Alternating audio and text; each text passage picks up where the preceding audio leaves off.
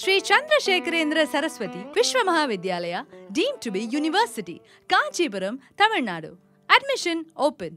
Apply online at www.kanchiuniv.ac.in.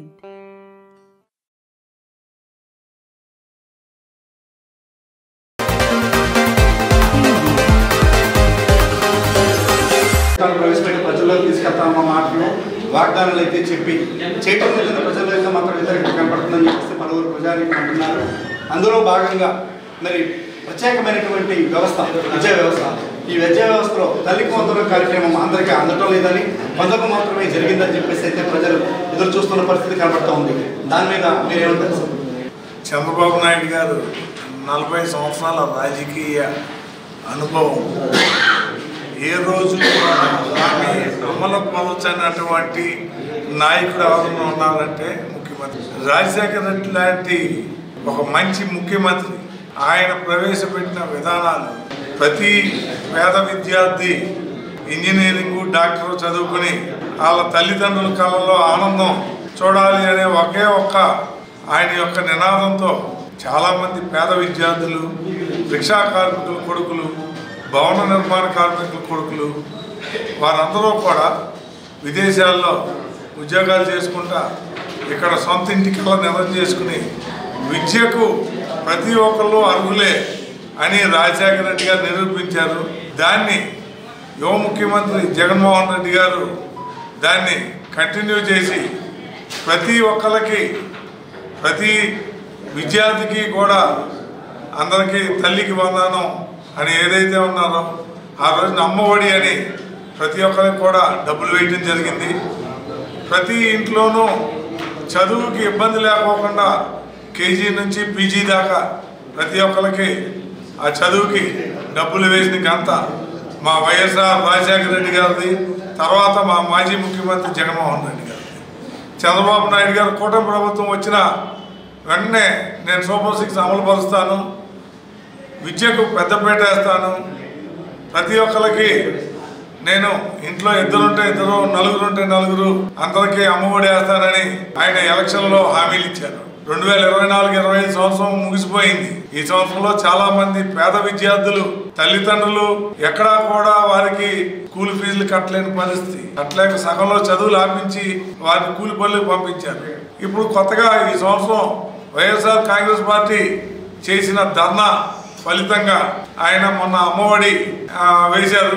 అది 97 లక్షల మంది విద్యార్థులు ఉంటే 60 లక్షల మందికి వేశారు. చాలా మందికి అందలేదని చెప్తున్నారు. 15,000 ఇస్తాం అని చెప్పి 2,000 తగ్గించి 13,000 వేశారు. కాబట్టి ఈ ప్రభుత్వం విఫలమైంది. జగన్మోహన్ రెడ్డి గారు చేసిన సంక్షేమ పథకాలు ప్రజలందరూ అందుకున్నారు. ఇవాళ అందరూ బాధపడుతున్నారు. అంత మంచి ముఖ్యమంత్రిని మేము కొత్తగా వీళ్ళు ఏదో చేస్తారని వీళ్ళకి ఇచ్చేసాము. అంత మంచి ముఖ్యమంత్రిని వదులుకున్నాం. ఎంత త్వరగా ఈ ప్రభుత్వం గద్దె దిగుద్దా, మళ్ళీ జగన్మోహన్ రెడ్డి గారిని మనం తెచ్చుకుని మన సంక్షేమ ఫలాలు అందుకుందామని ప్రతి ఒక్కళ్ళు ఎదురు చూస్తున్నారు. సూపర్ 6 పనితీరు, దాని అమలు విధానం ఏ రకంగా జరుగుతుందంటారు? సూపర్ 6 పనితీరు, అమలు విధానం ఎలా జరుగుతుంది అనేది ప్రతి ఒక్క ప్రజలు గమనిస్తున్నారు. ఈ సంవత్సరంలో సూపర్ 6లో ఏ ఒక్క హామీ అమలు పరచలేదు. ఉచిత గ్యాస్ అన్నారు. 3 గ్యాస్ సిలిండర్లు 1 గ్యాస్ సిలిండర్ వచ్చింది. 2వ గ్యాస్ సిలిండర్ రాలేదు. నీకు కరెంటు బిల్లు వచ్చింది కాబట్టి గ్యాస్ సిలిండర్ రాలేదని కట్ చేసేసారు. కాబట్టి ఏ ఒక్క సూపర్ 6 పథకం అమలు పరచలేదు. ఆర్టీసీ బస్సు అన్నారు, ఆర్టీసీ బస్సు లేదు. 18,000 ఇస్తాము ప్రతి ఆడపడిచికి అన్నారు, అది లేదు. 1,500 నిరుద్యోగ వృత్తి 18 సంవత్సరాలు పూర్తయిన ఆడపిల్లకి ఇస్తానన్నారు, లేదు.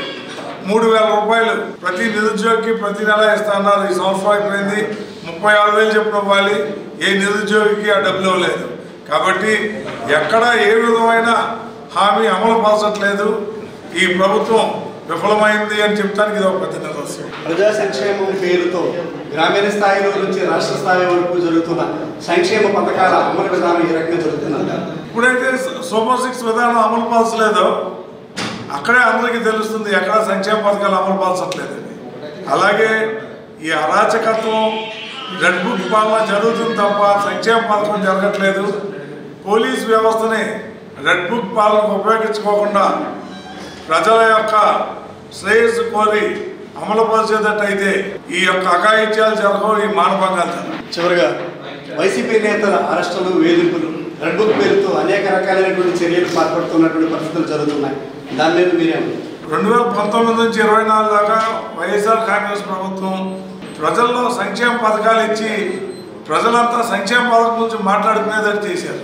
ఈ 2024లో కూటమి ప్రభుత్వం వచ్చిన తర్వాత సంక్షేమ పథకాలు ఇవ్వలేదని ప్రజలు తిడతారేమో, వారి దగ్గర నుంచి వ్యతిరేకత ఎదురవుద్దని ఆయన ముందే అర్థం చేసుకుని అది మాట్లాడుకోకుండా డైవర్షన్ పాలిటిక్స్ చేయటం కోసం ఈ అరెస్టులు ఇవన్నీ చేస్తున్నారు.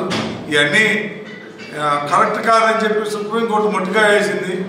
కాబట్టి ఈ అరెస్టులన్నీ కూడా డైవర్షన్